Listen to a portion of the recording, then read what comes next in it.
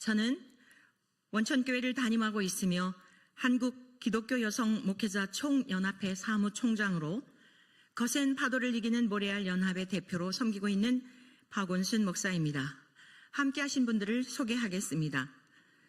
한기여목연 총무이신 김의숙님, 한기여목연 특별위원장이신 김영민님, 홍보위원장이신 이기호님, 목회연구위원장이신 폴리킴님, 사회봉사위원장이신, 이분은 오늘 못 오셨고요. 거센 파도를 이기는 모래알 연합의 총무이신 박종란님, 건보위원회 특별위원장이신 임영자님, 홍보위원장이신 이상옥님. 네, 이상과 같이 소개해드리며 모두 발언을 하도록 하겠습니다. 유시민 작가님, 묻고 싶습니다. 공부를 하고 싶으나 여자라는 이유로 또는 가난하다는 이유로 남자 동생들과 오라비들을 위해 공장에서 또는 남의 집에서 일하며 청소년기와 청년기를 보낸 이들의 고통을 아십니까? 저는 유시민 작가님과 동년배이더군요. 저도 59년생이에요. 그런데 제가 중학교 졸업한 후에 여자라는 이유로 아버지께서 학교를 보내주지 않으셨습니다. 1년 동안 울었지요. 가방을 들고 가는 친구들을 몰래 집 뒤에서 숨어 1년 동안 울었던 아픔과 고통을 아실까요? 여자라는 이유 때문에요. 저는 그때부터 왜라는 물음을 갖게 되었습니다. 모든 문제의 근원에 대하여 왜라는 물음을 갖게 되었어요. 여자가 공부하면 왜 안 되는 것이지? 저는 현직 목사입니다. 고등학교를 졸업하고 신학교를 가려 할 때 여자라는 이유로 왜 남자도 가기 힘든 목사의 길을 가려느냐라고 집에서 말렸습니다.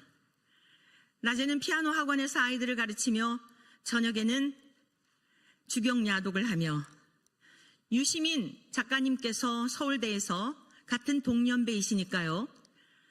체류탄과 맞서 운동권으로서 열심히 싸울 때에 저는 감리교 신학대학교 다락방 4층에서 1학년 2학기 때부터 3년 6개월 동안 기도를 하였습니다.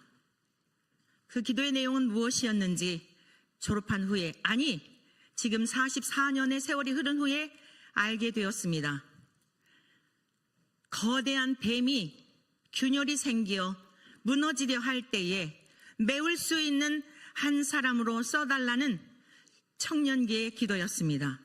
그때는 그 기도가 어떤 의미인지 몰랐으나 남들이 정상적으로 학업할 수 있는 그런 환경이 아닌 그 환경 때문에 어둠과 맞싸워 저는 거대한 뱀이 무너지기 전에 메울 수 있는 그러한 티끌과 같지만 힘이 없지만 모래알과 같은 존재이지만 그러한 존재로 사용해달라고 기도를 드렸던 것입니다. 유시민 작가님의 프로필을 보니까 굉장히 화려하더군요. 권력과 명예와 재물을 다 얻으셨죠. 제가 걸어온 길은 동년배지만 너무나 어려운 길이었습니다. 사업 실패로 자살하려는 일가족들을 살리는 일을 했고요. 공황장애 및 우울증과 중독에 빠진 젊은이들을 치유하는 일들을 해왔고요.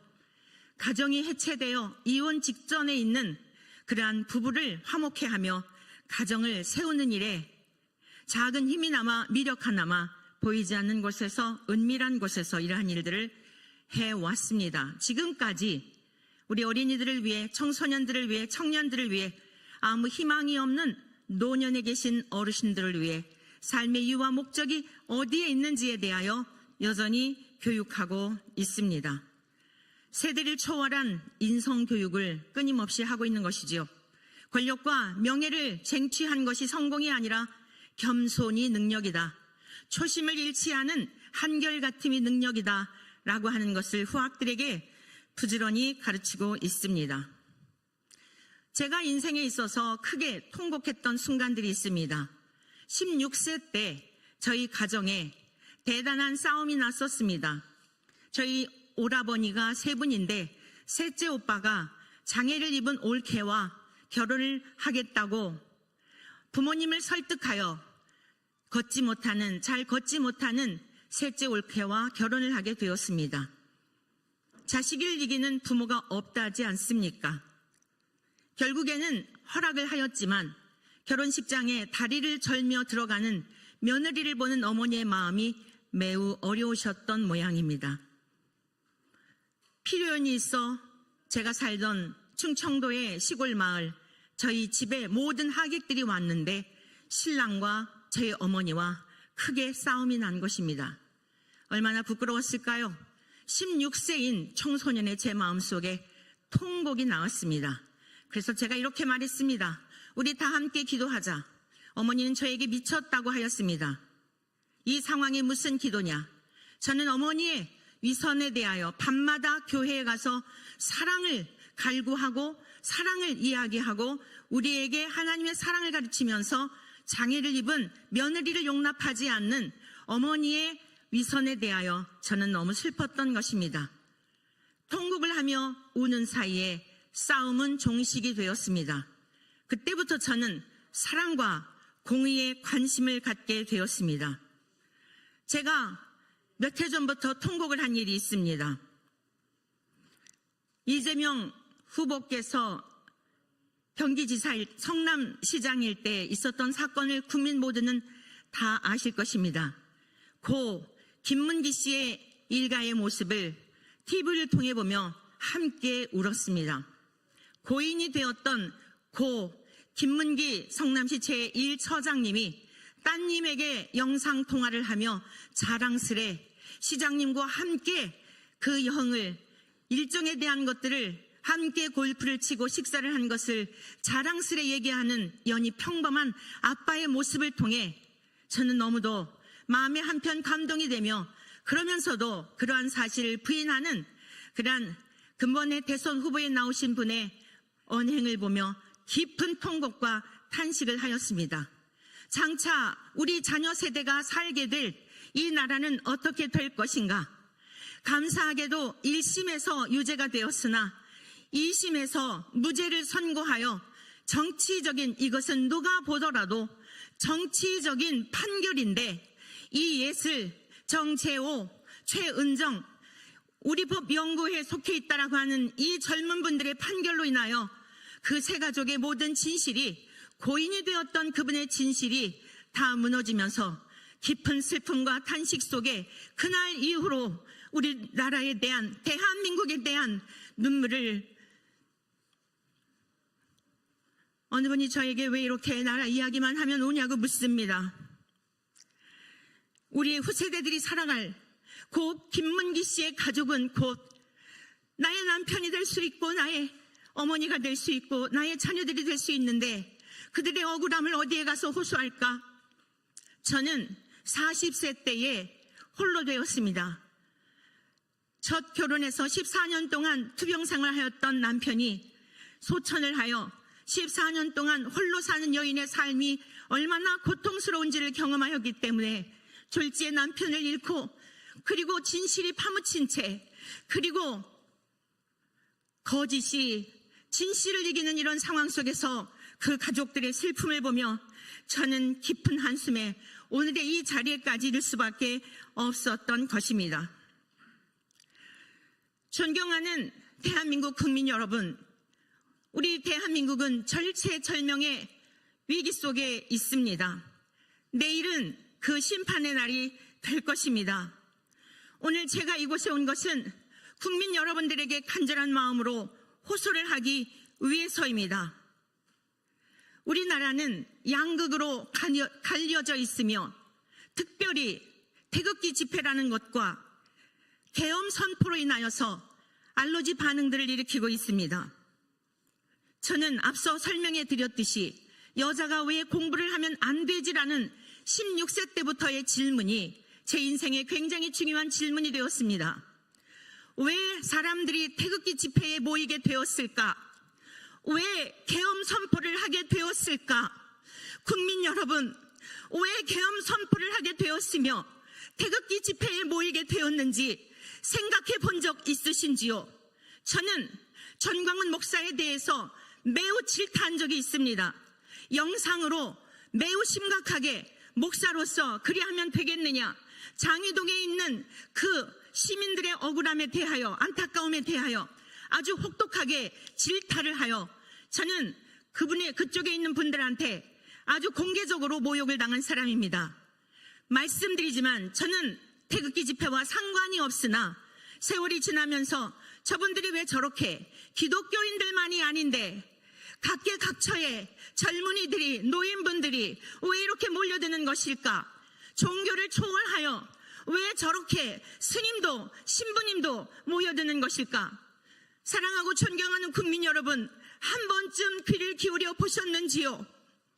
그곳에는 수많은 대한민국의 지식인들이, 전문인들이 대한민국의 위태로운 공산화가 되어져 가고 자유민주주의 대한민국의 체제가 무너지며 자유시장 경제가 무너짐으로 말미암아 오늘 우리가 살고 있는 이러한 자유와 평화가 겁탈당할 지경에 있다는 소식을 그렇게 외쳤는데도 여러분들은 한 리더의 모습만을 보며 그것을 전부 대한민국 국민들의 광화문에 나와 집회하는 모든 분들의 모습인 것처럼 치부해 버리지는 않으셨습니까? 저는 올해 깨닫게 된 것이 있습니다. 대한민국에 불이 나서 타려할 때, 여러분 시골에 살 때 불이 났을 때 119가 올 수 없었습니다. 어떠했습니까? 아이들도, 아내들도, 할머니도, 할아버지도, 집에 있는 구정물도, 생수도 마지막 물까지 다 갖다 부었습니다. 지금은 우리 대한민국, 무너지는 대한민국을, 태워버리려는 대한민국을, 강도떼가 겁탈하려는 대한민국을 세우기 위해서 처처에서 모여들어 외치고 있는 것입니다.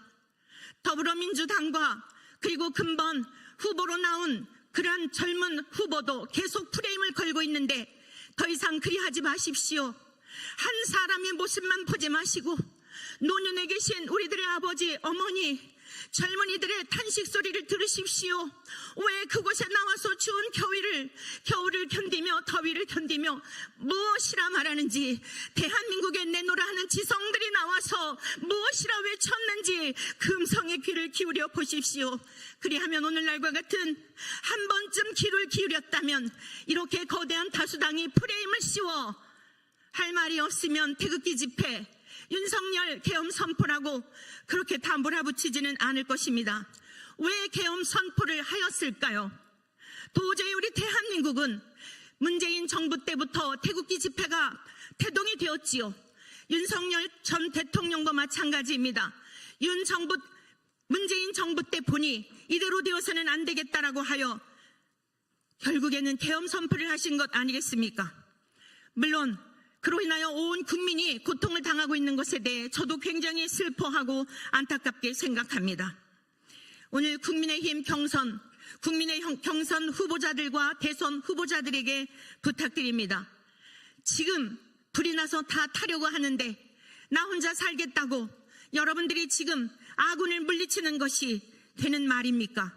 서로 힘을 합해도 될까 말까 한 상황인데 해외에서도 다음에는 선거가 없을 것이라고 말하는데 이미 공산화가 되었다고 말하는데 이제 너무나 많은 법적인 증거가 있음에도 불구하고 나는 무고하다라고 하는 사람이 집권을 하게 되면 이 나라가 어떻게 될지를 온 세계 사람들이 보고 있는데 제발 정신을 차리시고 아버지와 같은 분에게, 형님과 같은 분에게 먼저 잘 마당을 만들어 주십시오. 그 이후에 대한민국, 자유민주주의 대한민국을 잘 보존하겠습니다라고 하는 겸손한 마음을 가져보면 어떻겠습니까? 국민 여러분 모두에게 부탁을 드립니다. 여러분이 지지했던 분들이 있을 겁니다. 여러분들이 지지하는 분들이 있을 겁니다. 근본만큼은 냉철해 보시면 어떻겠습니까? 그분들의 살아온 삶의 행적을 좀 돌아보시면 어떻겠습니까? 여러분, 지금 우리나라를 살려놔야 되지 않겠습니까? 조상들이 물려준 자유민주주의 대한민국을 보존해야 되지 않겠습니까? 공산화가 되는 것이 여러분이 원하시는 모습입니까? 내일 투표입니다. 여러분들이 오늘 하루 정말 유관순 열사와 같은 마음으로 우리에게 독립을 위하여 목숨을 바쳐 희생한 그 열사의 마음으로 아무리 힘들어도 그와 같지는 않지 않겠습니까? 정말 이 나라를 위해 내가 할 수 있는 것이 무엇인지 여러분 모두 투표의 현장으로 나가서 여러분의 양심의 소리, 정말 여러분들의 마음 저 밑에서부터 끌어오르는 나라를 사랑하는 마음과 우리의 후손들을 사랑하는 마음으로 투표에 임하여 주시기를 바랍니다. 나 한 사람이 그거 나간다고 달라질 게 있을까? 아닙니다. 지금까지 나 한 사람이 나태하고 게으름으로 말미암아 대한민국이 이 지경까지 왔던 것입니다. 더 이상 우리 후손들에게 슬픈 우리의 대한민국을 물려주지 마십시다. 수고스럽더라도 내일 반드시 투표의 장에 나가서 여러분이 지지했던 그분들 다 보류하고 정말 나라를 살리는 것이 무엇인지 여러분의 저 깊은 곳에서 울리는 그 울림의 소리에 양심의 소리대로 투표하여 주시기를 간절히 부탁드립니다. 이상 제 발언을 마치고 성명서를 낭독해 드림으로 오늘 순서를 마치도록 하겠습니다. 우리 임영자님께서 성명서 낭독해 주시겠습니다. 유시민 작가의 망언을 규탄하는 성명서. 대한민국의 역사 앞에 오늘의 진실은 반드시 기록되고 후대에 기억될 것입니다. 윤석열 정부가 출범한 이후 제1야당 더불어민주당은 192석의 절대 다수 의석을 무기로 정권 흔들기를 시도해 왔습니다. 대통령을 중심으로 하는 행정부의 고위공직자 25명에 대해 31건의 탄핵 소추안을 무차별적으로 발의하였고 헌법재판소에서 모두 기각되었음에도 아무런 반성과 사과 없이 그 폭거는 계속되었습니다. 결국 대통령까지 탄핵을 추진하는 데 이르렀고 급기야 계엄령 발동까지 내란으로 몰아가는 정치 프레임을 동원하였습니다. 입법부와 사법부의 경계를 무너뜨리고 대통령을 내란 수계로 몰아 파면하는 사태는 자유민주주의 근간을 흔든 초유의 사건으로 기록될 것입니다. 이 모든 상황의 정점에서 더불어민주당 대표는 과거 허위사실 공표죄로 유죄 판결을 받은 전과 사범임에도 불구하고 대선 후보로 나섰습니다. 그는 대통령에 당선된 양 언론을 통해 내란 수계를 척결하겠다, 내란 동조자를 특검하겠다고 반복적으로 외치며 대한민국을 제1체제와 일당 독재의 길로 몰아가고 있습니다. 이런 상황을 당연하게 받아들이는 국민들의 무감각 속에서 우리는 진정한 내란의 책임은 누구에게 있는가를 되물어야 합니다.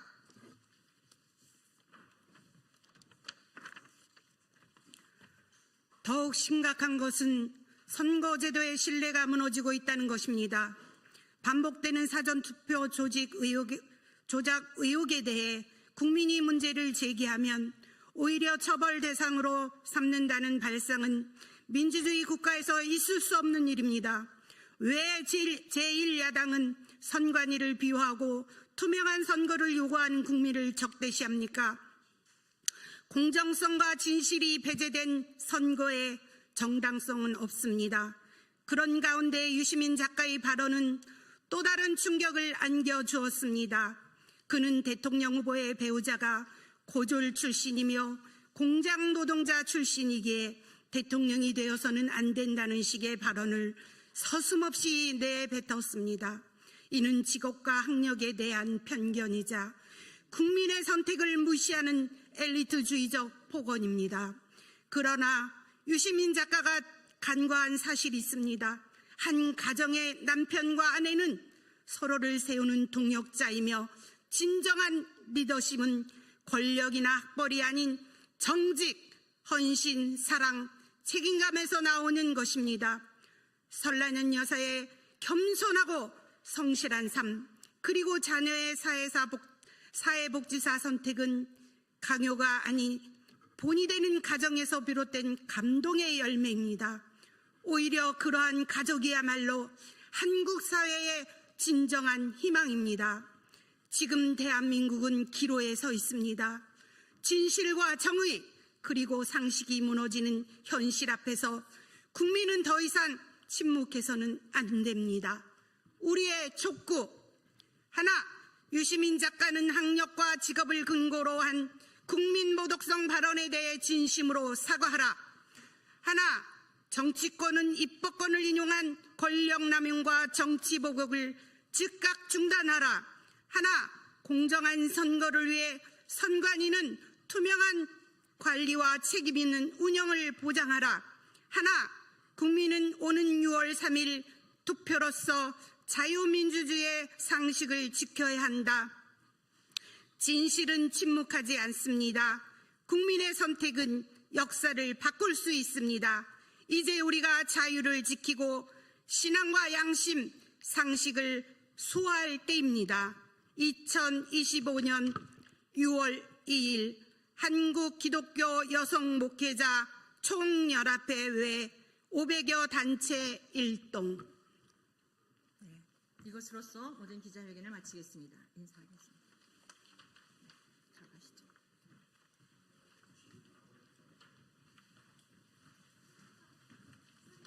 유시민